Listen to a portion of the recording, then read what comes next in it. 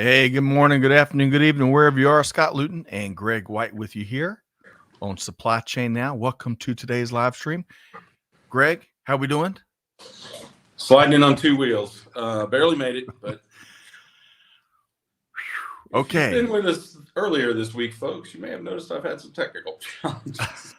Well, you know what, though, Greg? We are outright overcoming any technical challenge out there. And I think you look bright and brisk and sharp and vibrant. And that's all the adjectives I could come up with, Greg. That's pretty good. Thank you. I appreciate that. As usual, you're testing my English ability. So I feel great. I do feel great. But yeah, thank you.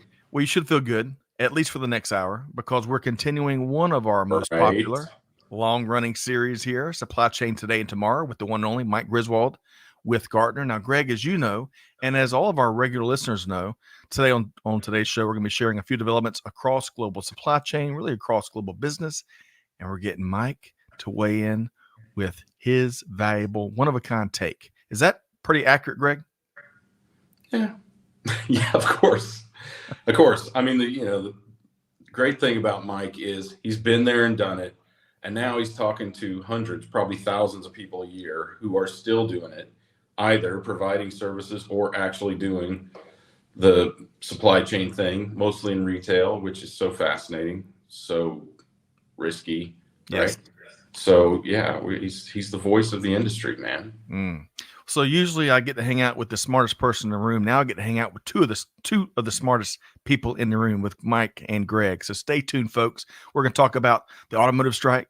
We're going to talk about and some of what's to come there. We're going to be talking about seafood transparency and provenance, really, Greg, one of your favorite words, and a whole lot more. So stick around and let us know what you think. So drop your comments in the chat. Love to share those throughout the session. All right, Greg. Before we have Mike join us, we got a couple of resources that we want to share with folks, right? Yes, as far as I know. As far as you know, you're kind of flying blind today. It's okay. Right. So Greg, as we talked about on the Buzz on Monday, and folks join us every Monday at 12 noon Eastern time for the tip of the spear in terms of supply chain and business news across the globe. But the most popular show in supply chain. Yes, Greg, absolutely. By a long shot. So says whoever says that, Chartable and those other folks that tell everybody how podcasts do. More than a nose. We're winning the race much more than by a nose. So, but folks, check out. With that said, it's our primarily LinkedIn and email newsletter. We dropped it over the weekend. We had a Halloween theme, but we featured on a lot of news that might be in your blind spot, including some great perspective and takes. And Greg, as we talked about the other day, each week as we drop this in, with that said, you'll get the week's upcoming live events. So, Greg, it serves as a great reminder for folks that want to jump in and plug in and be a part of those, right? It is. And this one was really interesting because it was a ton of, kind of catching up on news and additional news that we don't necessarily get to touch base on throughout the week. So, yeah, I like it. I mean, there's always something great in this thing. Come on. That's almost good. It really only takes like 7 minutes to read it, right? So that is right. Totally worth it.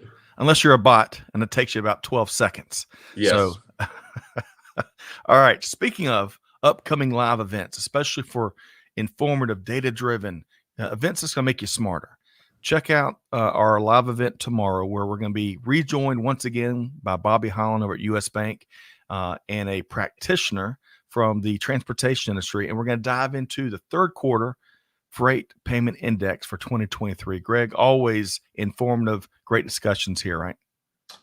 What I really love about it is Bobby's dynamism and what he brings to the I mean, Bobby is the ultimate analyst, and he can tell you, he can break it down right there on the show, and he does. And, and then the rest of us kind of translate that into what it means for doing business day to day, right? So that is right. That is all the facts. That's Bobby. Right. Hey, and you got to have it. And I love how we marry that with the executive practitioners out there kind of living it. And sometimes the views line up and agree, and other times they disagree. And we lean into all of it, right? Yep. No doubt. And it's winter. And, we had this massive, front move across the U.S., about 3/4 of the U.S., as a matter of fact.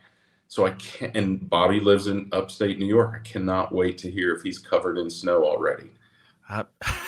We're going to get a weather update on the front end of weather tomorrow's update session. on the front end, yes. What All does right. Syracuse or thereabouts look like? To make it even easier, we've dropped the links to both of those resources. With that said, and the live stream, you're one click away from checking those out in the comments. Now, folks, I am pleased to once again, Greg and I both are, and our team, to once again bring one of the best hours in global business discussion on the air, on the stream, on the digital vibe today. Thank you, Greg. A little background news music. So join me in welcoming Mike Griswold, Vice President Analyst with Gartner. Here's Mike. Hey, Mike, how you doing? Hey, I'm doing well, thanks. Hey, November in Syracuse, yeah, there's going to be snow. Is there really? Oh yeah. Safe. I got caught off guard here. That's one of the reasons I avoid Syracuse. The golf season is way too short. It's right. I'm sorry. That's right. May, You're from May up to there. November. Yeah, no, it's way too short. Great basketball, Syracuse Orange, but the weather can be problematic from November to even April, which just is bad. I got snowed on in June in Detroit once. Yes. Yeah. Wow. Why? Well, so let's think of warmer and prettier, perhaps, locales. So Aruba. that's really nice. That fits that category, Greg. But hey, Mike and Greg, it's World Vegan Day. It's National Vinegar Day. Don't laugh. I don't know about y'all. I love red wine vinegar and balsamic vinegar. And it's even, get this, National Cook for Your Pets Day. Amanda, no stories. Don't share any stories back there. And as always, big thanks to Amanda and Catherine behind the scenes helping to make it happen. But on Friday, Greg and Mike, in beautiful, sunny San Diego, California, it's the annual San Diego Beer Week event, which kicks off Friday. It's like 10-day long celebration honoring America's finest independent craft brewers. Now, Greg, don't roll those eyes. This is just what I'm gathering from the promoters, perhaps. Due to all the craft beer breweries in the area, some call the San Diego region the capital of craft. How about that? Now, so with that background, I would like to know each of y'all's, and let's start with Mike, the safer bet here. One of your favorite, perhaps lesser known beers or adult beverages, Mike. Yeah, I'm not a huge beer guy, particularly on the craft side. For me, the go-to drink is an old fashioned. I've been having those for a couple of years, and I've actually I make my own at home when I've had a particularly bad day. So the one element that I haven't perfected yet, and if you like old fashions, one of the nuances, there's a couple places that I go that make a smoked old fashioned, where they basically can put the glass in a bigger canister that they then smoke with hickory or some other type of wood. If you ever find yourselves in Vegas and dining at Hell's Kitchen, they have a fantastic smoked old fashioned that comes out. Okay. A thing that looks like a big, almost like an old carriage lamp that is filled with smoke. I'm trying to figure out if my wife will let me, how I can smoke things at home. But yeah, my go-to is an old fashioned. All right. So Greg, coming to you next. Hey, this today's age, smoking things at home mean a whole bunch of different things there, Mike. Gregory, what are your favorite go-to adult beverages or craft beer? Well, let me just comment on the symmetry of vegan and vinegar day, because both of them make your face kind of go. Yes. And you'll never doubt that either one is what they are, because they'll always tell you. Yeah, I mean, I actually do love beer, but not IPA. The reason that people make IPA is because it's cheap and easy to make. I prefer beers that actually take craft to make. A lot of the lagers and some of the other heavier beers. And this time of year, particularly, I love stouts. because they're thick and they're made for cold weather and they're made to be meals. Or, sometimes a lot of Belgian beers are very, very mealy. So they're delicious this time of year. Okay, man. Well, both of y'all may have me beat. I don't know. So one of my go-tos that Man and I really have enjoyed the last couple of years. I'm also not one for too many craft beers, but I've got a bottle of this that we brought back from Cape Town, and it's Pinotage. It's a nice red wine. It's a Meritage-like red wine, and it's not only just known as a South Carolina kind of born and bred in South Africa, but in particular, it's a Cape Town thing, and it is. I'll tell you what, it is delicious. We may have drank more than I'd like to admit. In fact, I had a little bit this morning. All right, so You Mike, did not. Just kidding. Wow. Is this an ad? Wow. Drink it all day long. Oh gosh. All right, Greg and Mike, we're having too much fun. We got a lot to get to here today. Thanks for entertaining our fun warm-up question. And moving right along, I want to get into something that's really dominated a lot of headlines over the last, I don't know, I'll call it 2 months or so. And that, of course, is the automotive industry and the United Auto Workers strike. And yesterday, though, good news. It depends on how you look at it, probably. Yesterday, with the news out yesterday that a tentative deal was struck between UAW and GM, all big three automakers that have been targeted, have now reached a tentative deal with the union, pending a union membership vote on all three. Now, in fact, also reported yesterday by Axios and others, on the heels of the UAW strike, Toyota has announced a pay raise for its factory workers, all of which, at least here in the States, are non-unionized. All of that brings us to this interesting read via the Wall Street Journal, which focuses on the costs of the strike on a variety of levels and the labor deals made. Costs for the automakers, costs for consumers, and that's just the beginning, perhaps. Now, in a nutshell, the new labor agreements offer about a 25% general wage increase over the next 4 years. On top of that, Greg and Mike, the UAW was able to bring back the cost of living increases, which went away about 14 or 15 years ago. Additionally, the UAW scored things like higher pay for temp workers, the right to strike over plant closures. They even got Stellantis to agree to reopen a factory in Illinois that had been idled earlier this year. 2 final points here. Fresh off this historic victory, as y'all might expect, Greg, as you and I fearlessly predicted months ago, Sean Fay and the UAW say they are now looking at aggressively pursuing labor organizing efforts at Tesla, Toyota, and Volkswagen, who all have factories here in the U.S. that aren't unionized. I can't say that word, unionized. On a related note, interestingly enough, as car prices will go up, according to Clark Howard, the average price for a new vehicle was $47,899 in September, which surprisingly, or maybe unsurprisingly, was down about 0.7% from September 2022. So a lot to unpack here. Mike Griswold, your thoughts on what we're seeing, where we are, and what lies ahead. Yeah, and I will try to preface all of this by not trying to not insert my personal perspectives on unions, which probably would not be helpful for this discussion. But when the head of the union comes out and says, we squeezed every dime out of fill in the blank, and is using that as a badge of honor, I think that is problematic. The cost of vehicles, as you cited, is going to go up anywhere between $800 and $900.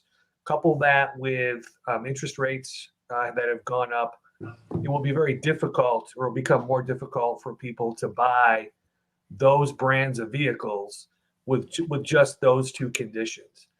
You look at other automakers that do not have the challenge of unionized workforce, the likelihood that their car prices are going to increase is less. So if you wrung everything out of an organization, and now you've set the organization up to struggle to sell new vehicles, which means less revenue.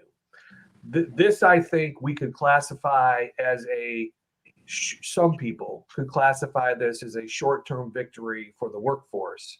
To me, it is a long-term challenge for the industry, because you've already heard, in addition to the higher car prices, You've already heard the automakers talk about how they need to invest now in efficiencies.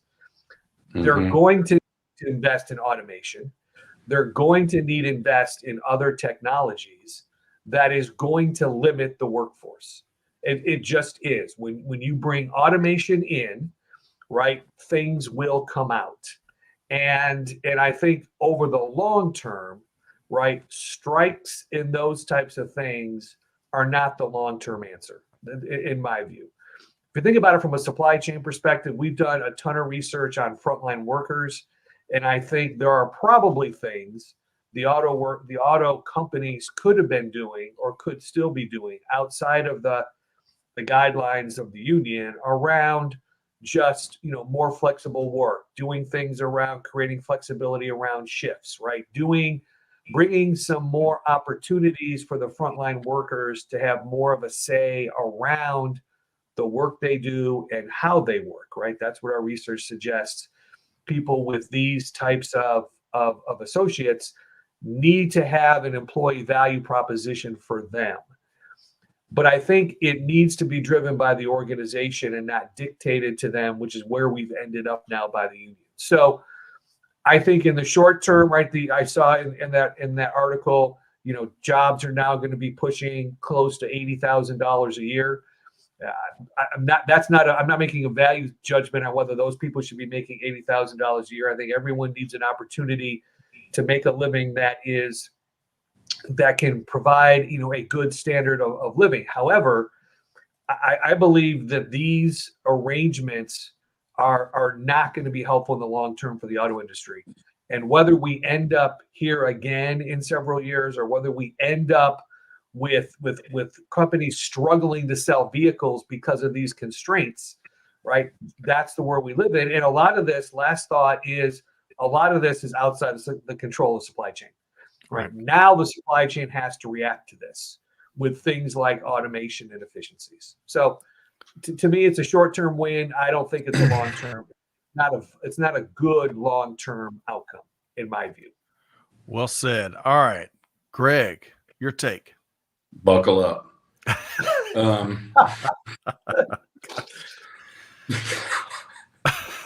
This is why we can't reshore nice things, right? This is what we've been talking about forever. This is why reshoring won't work, right? It will never happen. And now I believe, as I've said for weeks, while these negotiations and strikes were going on, that the American worker has made their bed and they're going to have to lie in it. And that bed's going to be at home alone while automation does their job. Because I don't know if anyone here has ever worked in a union shop, but good work does not get done in a union shop. The nature of the relationship, that adversarial relationship, they have to bring in non-union workers to do the work that isn't specifically, and I mean strictly and dogmatically defined in a union worker's job, because they will literally say, not my job, and refuse to do it. So it's an incredibly unproductive environment, and there's a limit to the amount of productivity you can get out of these people. And I guarantee you that they are not interested in being more productive simply because they're being paid more. So this will not end well for the auto workers. It will not end well for the auto companies, and it will end with either automation, the destruction of at least one auto company again, probably Stellantis for the fourth or fifth or hopefully final time. Get those junky Chryslers off the road anyway. And well, if Chrysler gets off the road, that will hurt the transmission industry, because every 70,000 miles a Chrysler needs a transmission. So that's going to hurt other industries when Stellantis comes off the road. So there's a waterfall effect here. I don't have a distinct opinion on this, Scott, as you can tell. But I do think it is. This is an inflection point, right? And it's not a good one. It's not one that's going to create an upward trajectory. It's not one that's going to make these companies more competitive, because these union workers are not going to work harder, right? They're going to wait till the next contract and grind it out right? They're going to make sure that they get that cost of living increase every year. And the first time something goes wrong, they're going to strike. We're creating false economies by opening plants that should not be open, right? By paying too much for jobs that could be done by automation, and therefore they will be at some point. This is not unlike, unfortunately and oddly, I think this is really odd. It's not unlike this contract term that they put in for the Hollywood writers, where you can't replace us with AI. That's the next thing that will happen, is you, the automaker, will have to continue to endure our second-rate work at low productivity levels at high cost, because we're going to put a phrase in the contract that disallows you from using automation to replace us. I don't think that the automakers will stand for that. To Mike's point, I think, to Mike's rational point, not my point, I think that this portends a strong future for even greater automation, or offshoring, or at least nearshoring, fringe shoring, whatever, of even American cars. Yeah, I think, Scott, Greg's I'm sure point, glad I can't see the comments. Sorry about that. Greg's comment on nearshoring, it's like, well, we can't have nice things. I mean, it's spot on, right? We've talked a couple times together around this idea of a China plus one strategy, right? Where are we going to go? And let's just call it manufacturing in general, right? Because you've already heard now, you brought it up, Scott, around trying to push this unionization into other automakers, but let's not kid ourselves and think it's not going to get pushed into other industries. So this idea of a China plus one strategy, if we now take the U.S. off the table because of these types of dynamics, your China plus one strategy now starts to get limited. And I think your China plus one strategy, we've talked in the past about things to keep in the back of your mind: natural resources, workforces. I think you now, in your plus one strategy, have to have in the back of your mind the likelihood of this type of organization activity, whether it's government sanctioned organization activities, or whether it's outside entities like the UAW or their equivalent, right? There's a significant union presence in the supermarket industry, right? The United Food Workers Association, something like that, right? So your plus one strategy, now I think it's a lot more complicated because of some of these dynamics. Yeah, well said. And I think, go ahead, Greg. I think the bright side, on the other hand, is that people are, this is a false economy for people clinging to it, what is a dead kind of job industry, and they are of a generation that won't be in the workforce for a tremendously great amount of time. So they're trying to cling for every dollar before they go into retirement and, buy their 22-foot boat on Lake Michigan, irritate me while I'm trying to ski. But I think that the inevitability of human beings not doing this work is not going to be caused by automation. It's going to be caused by human beings who don't want these jobs. As we've been talking about for 3 years, people are staying away in droves from manufacturing jobs. That might just be the saving grace, because we have created these false economies because it's my job, right? You can't take my job and send it somewhere else, or you can't take my job and give it to someone else. We don't even want to go into my philosophy on my job, but nobody wants your job going forward. So once you get out of the workplace, then that job will be automated. They just won't hire for it.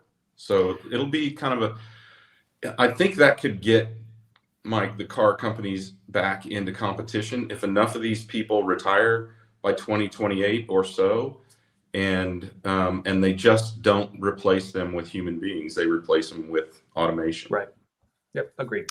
So as we move on, it'd be interesting to keep a finger on the pulse of. I dabbled in the automotive industry when I was manufacturing. The ripple effect through the supplier ecosystem, as the pressure to find these savings. Greg was kind of talking about transmissions, kind of tongue in cheek. It's going to have a big ripple effect. So a lot more to come. But I appreciate Mike and Greg, both of y'all weighing in. And folks, beyond taking our word for it. Check out the link. Whoop. We've got the link right here. My apologies, Mike. Didn't mean to cover you up there. Check out the link one click away to give us your take on the situation. Okay, Greg and Mike, moving from automotive to Amazon. Greg, 2 days in a row. Wait a second. What day of the week is this? This is Wednesday, right? The buzz was 2 days ago. All right, so 2 of the last 3 days, we're talking about the big A and talking about Amazon. All right.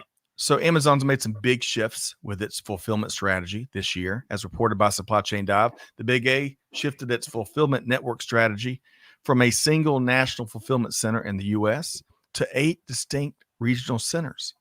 Thus far, the move has seemingly paid off handsomely. Amongst the benefits gained, Amazon president and CEO, is it Jassy? I said it right? Jassy says, quote, shorter travel distances and fewer touches mean lower cost to serve. But perhaps most importantly, shorter distances and fewer touches mean that customers are getting their shipments faster, end quote. Now, for Prime customers, Jassy says they are getting their stuff the fastest in the company's 29-year history. Mike, your thoughts? Well, we've gone from a kind of a squeamy story, the UAW, to really, to me, a really good story. I mean, this, when you put this in the link, I was really excited to talk about this. Now, part of me was like, what, Amazon, why did it take you so long to get to this point? But now that you're here, I mean, it's where all of our research has been pointing for the last couple of years, is around these local regional fulfillment centers, right? There certainly, I think, are some inventory ramifications, right? Now you've got inventory, potentially more inventory in more locations, which I think might make some people skittish. But if you think about what was in that story around, improved responsiveness, improved cycle time, right? All of that kind of stuff around the customer experience. To me, it's fantastic. It does, to me, though, highlight 2 skill sets that organizations need to have. One is a skill set around network design. Again, I said somewhat tongue in cheek. I'm not sure why it took Amazon this long to get to that conclusion. But if in your organization you do not have some skill and some tools around network design, and have a process to continually evaluate the configuration of your network through the eyes of your customers, you're going to want to do that. And then, Scott, you touched on at the end of your opening comments around cost to serve, right? That is a skill, particularly in retail, that we don't see a lot of. A lot of other industries have really gained a lot of expertise around cost to serve. And what I don't mean about cost to serve, particularly for our retail friends, is it's not just activity-based costing. It's not just direct product profitability. It is truly understanding how much does it cost you to fulfill an order in store A versus store B, right? It's that level of detail. Because once you know that, you can make much smarter decisions around where to route orders. So, and to me, those are 2 skill sets, cost to serve and network design, Amazon's had for a while. And I think if people want to take advantage of this the way Amazon is and will be able to moving forward, those are 2 skill sets you need to have. Well said, Mike. All right, so Greg, I'm looking forward to your take here on what Amazon's up to. I just think this is a specific nomenclature, because Amazon has hundreds of fulfillment centers around the world. They are around the country. They have these things called delivery stations. They have automated. They have lights out, where 14 people work in a 1 million square foot facility. They have manual stations. They have all manner of these stations. So I'm not exactly sure what facility they're talking about, but perhaps it was all distributed solely to this central location and then distributed to the spokes at some point. But yeah, I'm with you. My response was, maybe I thought they already had that, right? And I applaud them, because they have completely changed the industry. They didn't invent 1-day delivery. There were companies well before that were trying to do even same-day delivery. One of them was called Same Day. But they have scaled it to an incredible level to where it is equated with them, which is impressive. I have to say, I've had a few disappointments lately, and I'm baffled as to why. And it's just like no notice, just, oh, your thing that was supposed to be there today or tomorrow is coming 3 days later, 2 days later now. So I think me and Andy need to have a little discussion about that, because right now I'm ordering a chunk of stuff from Amazon. So I'll take that offline. But I think they are a great model, honestly, and exactly what Mike said. They get so much consumer data, and the consumer is really what you're predicting, not the products at all. And they do such good work with it to both define what and where their network ought to be or ought to land. And, they're kind of the North Star for everyone who's trying to do this. I often wonder, as much as it goes against my grain, I often wonder why companies don't just all use Amazon to distribute their stuff. It would just be so much more efficient. They have overbuilt their facilities specifically for the purpose of giving or providing services like their own to other companies. So it's a really interesting thing. They're always out front. They've got a huge advantage. They're one of the most financially well-managed companies in the entire world, and always have been, even when they were a startup and even when they weren't making money. Their free cash flow and things like that are exceptional. And the other thing we have to remember, guys, is this is not their profit center. This is their loss leader, right? Their loss leader is billions and billions and billions of dollars in retail sales. They make all of their money, all of it, on AWS, on the cloud.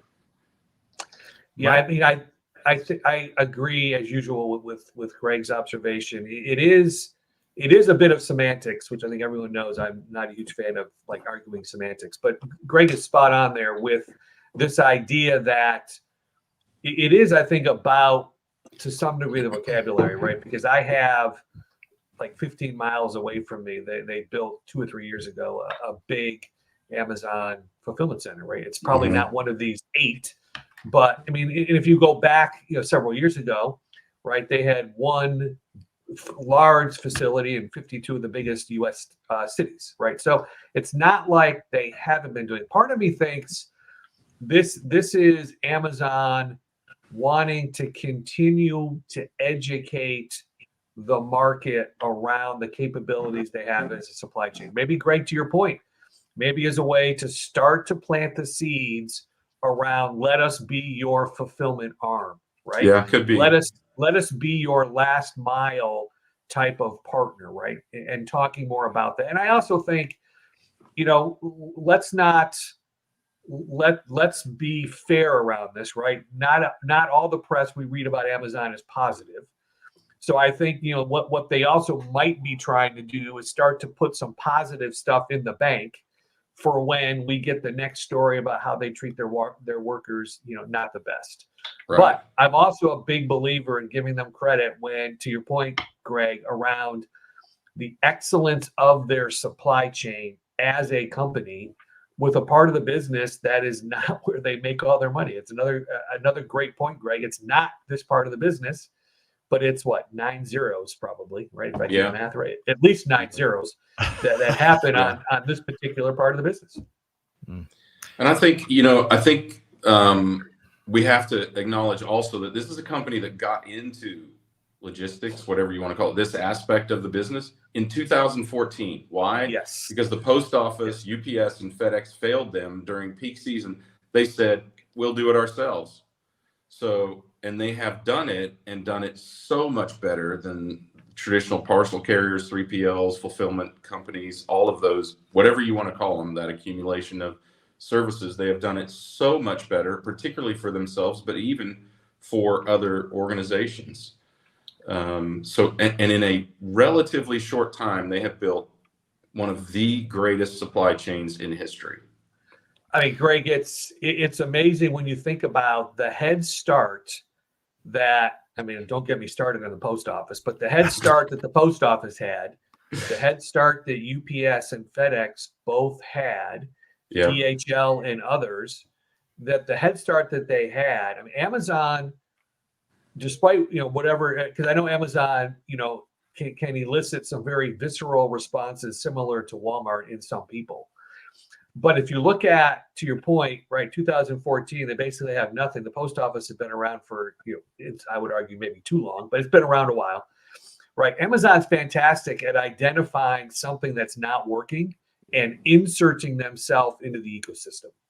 And they're also really good at things that don't work. I think my wife was the last person that had the Amazon Fire Phone, right? That didn't necessarily work, or the Amazon phone, whatever it was called. Yeah. That didn't necessarily work out.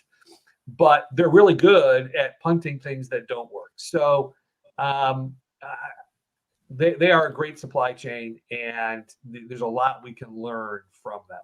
All right, I gotta get a word in. Greg and Sorry. Mike. All right. Sorry. Yes. All right. It won't be the valuable analysis between that y'all just laid out there. That's a lot of. We should, we should publish the last 7 minutes or 10 minutes. It's really good stuff on Amazon, historically, and kind of what's ahead, and even maybe why they're messaging that, which both of y'all spoke to. All right, so 2 quick thoughts. First off, maybe they dropped the term centers as they were talking about the 8 regional. Maybe we call it the 8 halls of justice or the 8 fortresses of solitude, something that makes it special and stick out. Greg, to your point about nomenclature. I like that. Yeah. Well, Ben, my son Ben will be halls of fulfillment. Or yes. Great. Right. Yes. Caverns of fulfillment. Yes. And then secondly, talking about how it could be messaging for what's to come. Have y'all been tracking what McDonald's has been doing in terms of raising the prices of food across the world? Moving away kind of from its dollar meal, which for years was, you get like 7 Big Macs and 5 fries and 3 Cokes for $1 or something.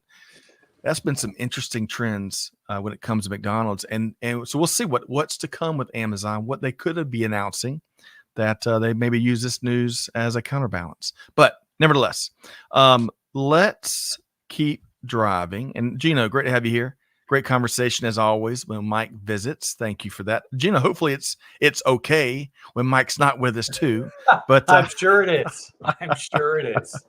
And going back to Awesome. the distance and cost of service and all that stuff. Peter Bollet, all night and all day. Great to have you here. Truth, we did an exercise not long ago, keeping stock in Montreal versus Toronto. Cost of transport lanes, one way versus the other, made the decision clear. Oh, that's interesting. Isn't it, though? All right. So for the sake of time, and again, we dropped the story, folks, right here. One click away. Y'all check it out. Let us know what you think. But great takes here from Greg and Mike, as always. All right, moving right along. Now, this is a bit, I think, Greg, we've talked about these things before. Certainly, we talked about provenance on the front end. But, I still believe this might get not enough attention out there in the world. We're talking about a neat read via the Supermarket Perimeter. Interesting publication there. Tuna, grouper, and mackerels. Oh my! So we're talking about how grocery chains are meeting customer demands for sustainability and traceability when it comes to the seafood supply chain. I can never say this business name, so y'all help me here. Is it Ahold Delhaize? Ahold Delhaize, but Ahold is sufficient. Okay, that brings to mind my constant emphasis on the wrong syllable. So, all right, Ahold Delhaize. All right, Ahold Delhaize USA operates more than 2,000 food stores and distribution centers nationwide. And in 2018, they kicked off an initiative to vet and audit all seafood products in their inventory. In partnership with the Gulf of Maine Research Institute, they have assessed more than 3,000 products already. And another initiative, I'll give you all several examples here. Iowa-based grocer Hy-Vee has published a complete list of fishing vessels that supplies a company with fresh, frozen, and canned private label tuna. all part of an effort to identify and avoid any vessels directly associated with human rights and or labor rights concerns. And then finally, I've certainly been in plenty of Publixes here. Lakeland, Florida-based grocer Publix is investing in initiatives such as automating the country of origin labeling process, aka COOL, as well as researching and investing in better ways to limit the unintended catches of ocean wildlife. So when fishermen and folks are out there trying to catch one fish to catch all kind of other stuff, how can we limit the catch of all that other stuff, right? So they're investing in ways of looking at that. So all I think really cool when it comes to trying to meet the demand for more sustainability, more transparency, and more traceability of what we eat and purchase and all. So Greg, I want to start with you this time. I had to take that crab off. That crab was staring a hole at me, I felt. Greg, your thoughts on what we're seeing here with these grocers rather. Well, living in a fishing village, I have a great empathy for both fish and for the people who fish them. So, what they're talking about is what's called bycatch, which honestly I love to learn about in the local restaurants. Shrimp are big in Hilton Head, and there is quite a bit of other fish caught with that. There are other ways to fish, but that's the way that most fish is caught, and it's the nets that bring all that stuff in. So I think knowing where it's from, knowing that it is what it is, because I'm going to tell you, people, about 70% of the time that you think you're eating scallops, you're eating what's called skate. And most people have been eating skate for so long, when they eat scallops, it seems foreign to them. I'll just tell you this: if it's bigger than that, it's not a scallop, it's a skate. So there's your public service for the day. But I think this whole notion of provenance, and also how it's caught and where it's caught and by whom and how they treat the fish, the sea, and the people is really important to know. There's a lot of overfishing out there. Rarely is it, it's very rare that it's around. I mean, it's, what should I say, egregiously happening around North America. A lot of times in let's just say the China Sea and areas around the Japanese and Chinese fisheries are well known for just I don't know what to say, tragic means of catching fish. But yeah, I mean, I think that's an important thing for us to know. The other nice thing is that all of this is kind of a natural progression, because large companies also have to be responsible for these companies' emissions, and that the mere fact that they are connected to them helps them understand if these are good corporate citizens generally, if they are good corporate citizens around sustainability, or not just of the fish, but of fossil fuels and things like that, but also around human rights, which is absolutely required in a lot of countries, not in the US yet, but virtually everywhere else. Yeah, I don't know. I just think it's a good thing. I see a lot of, just on my beach, I see a lot of, I don't know, offenses. So we have these things, horseshoe crabs.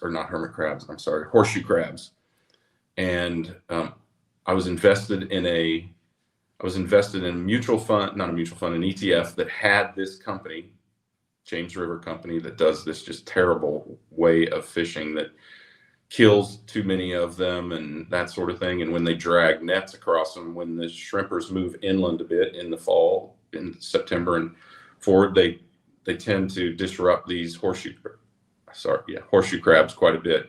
And they're those big crabs. You often see them look like they've got a hood on.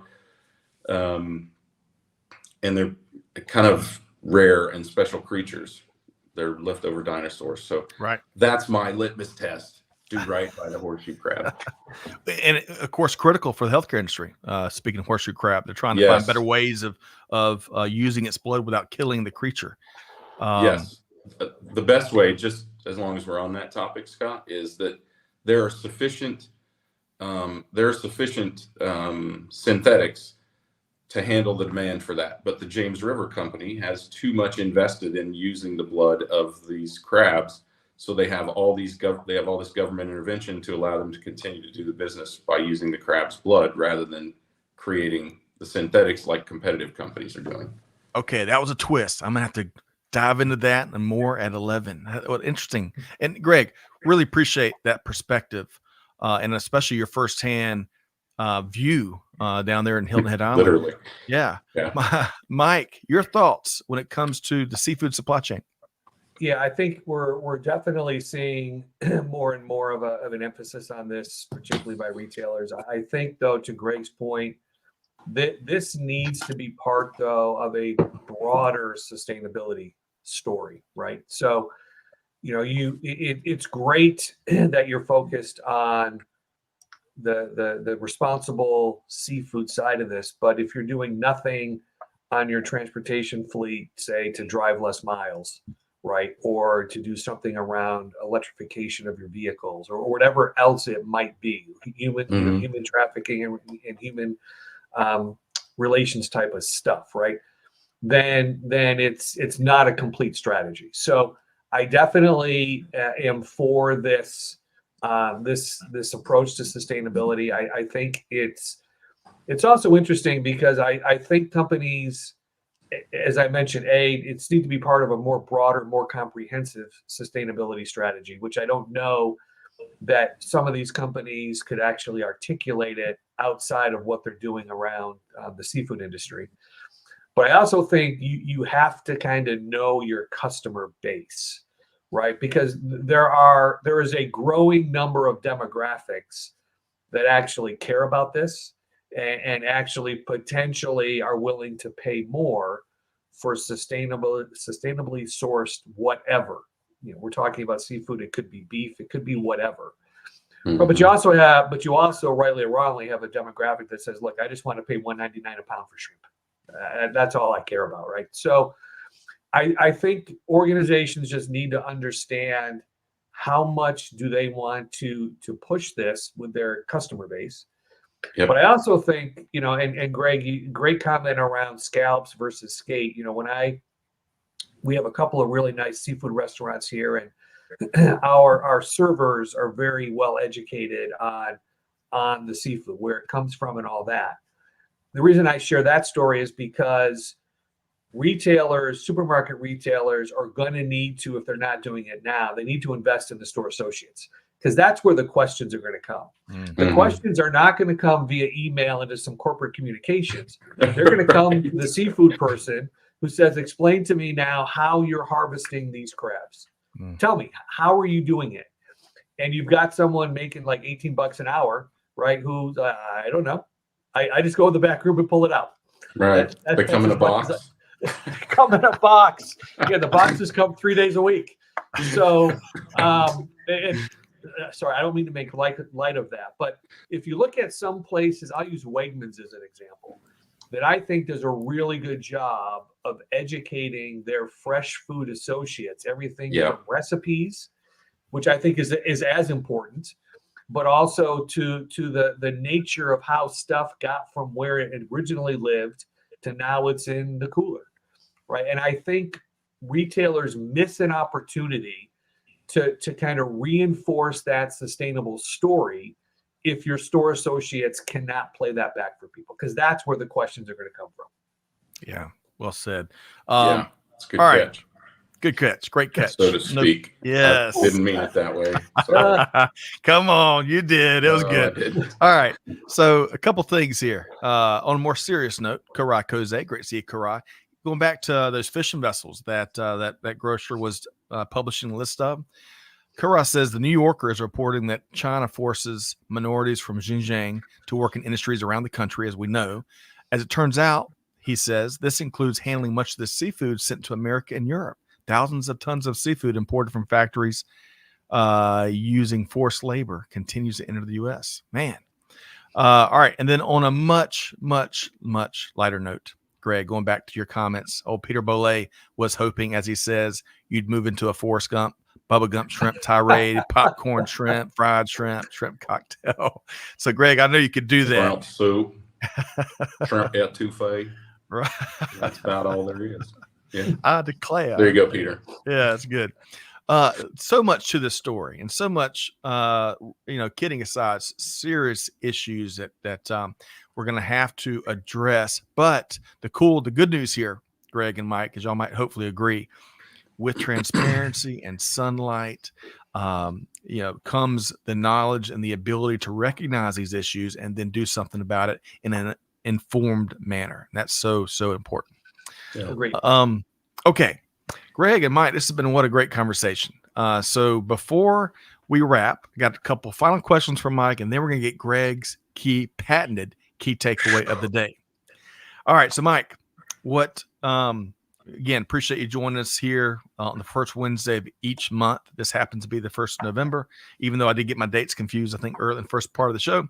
So you got your finger on the pulse, all the movers and shakers out there across global supply chain.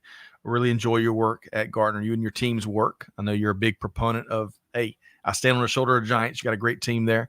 But Mike, since the last time you joined us about a month ago, what's one conversation with a senior supply chain leader that's really offered up a eureka moment for you? Yeah, I think when I think about the talent portion of my team, I think there are a lot of discussions going on, continue to go on around this idea of how do we return to work. We kind of came through that during the pandemic, and I think there are a number of organizations that are revisiting this through the lens of we want everyone back in the office. And I would advise people, based on our research, that is not a good idea. That the flexibility and the productivity, quite frankly, that emerged during the pandemic with remote working, hybrid working, all that kind of stuff, I think continues. And I think organizations that want to go back to kind of the draconian, we have an office, so therefore you need to be there 5 days a week. That is going to force people out of your organization. And we already know how hard it is to bring and replace that skill set. So my advice to organizations is to really think long and hard about if you're going to revisit your return to work strategy. All of our research suggests organizations are having much more success in a hybrid environment.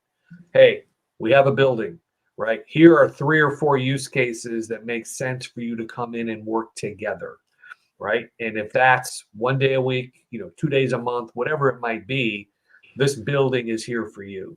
This idea that you need to be here Monday through Friday from 8 to 5 just because I want you here is going to be problematic for a lot of organizations if they go down that road. Greg, your quick thoughts? Yeah, I think you have to examine why you want people in the office, right? I mean, I know why I want people in the office. It's because, honestly, water cooler talk is much more productive than talk over Zoom. That casual comment that somebody might make passing you in the hall can change the trajectory of a company. It absolutely 100% can. I've seen it happen. On the other hand, I think there are some workers that there are some situations where they don't trust their workers, and that's the core of it. If you don't trust your workers, get rid of the ones you don't trust, right? And I also think that there are workers who work much better at home and will work much more. Programmers, don't make them get out of their pajamas and quit smoking pot. Let them do that at home, and you'll get a lot more out of them. I'm serious. Yeah. Let them play guitar at lunch. I'm just talking about particular people here, and you know who you are. Play your guitar at lunch and, get home for your kids' event or be home for your kids' events. Fine. I think that's fine. It's about, Scott, the same thing we always talk about. It's about outcomes. And I think there are also some roles where people can, because of the type of role that they are and the type of people that take that role, where you can and probably should let them work at home. Accountants, they're not going to shortchange you. Making sure something doesn't get shortchanged is their job, right? If they want to work from home, let them do it. Engineers, unless they're ideating on something like Mike was talking about, I think there are lots of jobs where it fits. Now, marketing people, on the other hand, you need to keep an eye on those sales guys. Sales guys, as long as they produce, I mean, they've been able to run the planet as much as they want. I've never met a better golfer than a lifelong salesperson, right? But also, they make $300,000, $400,000, $500,000 a year, and they make much, much more than that for their company. So think about the outcome that you want out of these people. Don't just Band-Aid it because you want them back. It's outcomes, Greg. You're spot on. I mean, that really should be the litmus test, right? What outcome do I want? What's the best vehicle to deliver it? And then trust people to get the work done. Yeah, well said. All right, I got to leave it there. I bet we got some hard stops coming up. Really appreciate all the great comments we couldn't get to here today. Great to see Karai and Gino and PB and everyone else here today. Mike, for the sake of time, how can folks connect with you and the Gartner team? What's the best way? LinkedIn, or just drop me an email, mike.griswold@gartner.com. I will put in one quick plug. We have our planning summit in Phoenix at the end of November. I will be there. Feel free to look me up. And if you have any interest in anything related to planning, you'll want to attend that. It's a place to be. I've seen people going there, and I've seen people going to the London. I think Just London wrapped. element. Just wrapped. Yep. That's what it Just was. wrapped. Okay. Well, Mike, always a pleasure. The one and only Mike Griswold with Gartner. We look forward already to seeing you next month. Hope you have a great month of November. And if we don't talk to you, happy Thanksgiving to you and your family. Thanks. You as well. Looking forward to next month. Oh my gosh, we're talking about Thanksgiving. Mike. It has been a year. Thanks, Mike. Good to see you. Bye-bye. All right, Greg. Yeah, believe it or not, it's hard to believe. It's 1st of November. Thanksgiving is just, I think it's on the 23rd or 24th this year. So right around the corner. Greg, I'm just going to pose it to you straight. All that we covered today, what's the one key takeaway that folks got to keep front and center? If you feel like you need a union for your job, consider the possibility that maybe you ought to work somewhere else, or that if you need a union to make sure you get a living wage out of your job, that you should instead spend the money you would spend on union dues getting the training for a job that's much more valuable and more long-term feasible. That's one thing that jumps out at me. I mean, I just don't get it. I liked what you mentioned earlier. This is why we can't reshore nice things. That was wonderful.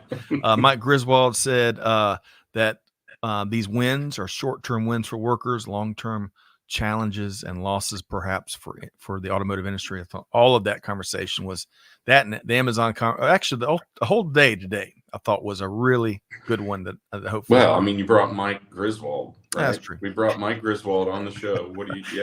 But what else would we expect? Of course, and he always delivers. Always delivers. He does. And I should say, when we added Gino's compliment there, great conversations always when Mike visits. And then we said, hopefully it's okay when he's not here. He goes, sometimes. So Gino, thank you, my friend. Always a pleasure. We know where you live, pal. That's right. North Alabama. Always a pleasure. But seriously, thanks everybody. I know we couldn't get everybody's comment and question and remark over there. Thanks for being here. Greg White, always a pleasure to knock out these conversations. Yeah, likewise. Yep, likewise. Appreciate it.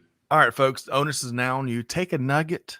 There's so much to Truckload today. A nugget of knowledge or observation or data or perspective and put it in action. It's all about deeds, not words. Your team will appreciate it. And on that note, on behalf of the team here at Supply Chain Now, Scott Luton challenging you, do good, give forward, be the change. And we'll see you next time right back here at Supply Chain Now. Thanks, everybody.